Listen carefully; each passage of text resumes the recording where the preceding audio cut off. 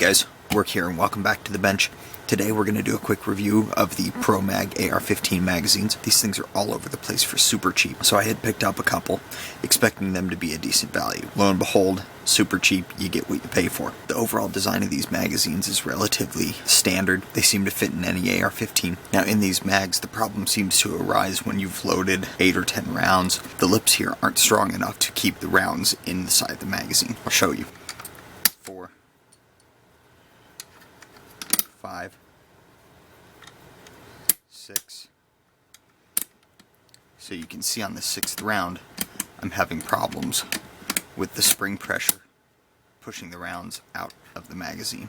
The feed lips have expanded and are not doing an adequate job of holding the rounds in, and it only gets worse as you keep going.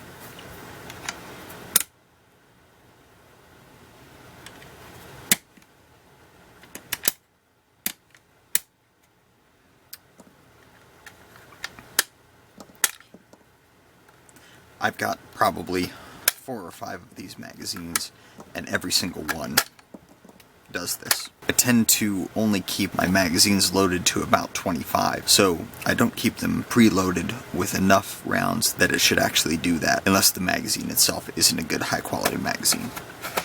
So let's go ahead and pull this guy apart and see what his insides look like before we get finished with this. The Pro Mags have 2 separate indentations that you have to push on the bottom of it. So we've got those pushed. We'll hold the spring in while we remove the base plate. And then we'll go ahead and let the spring and the base plate retainer come out.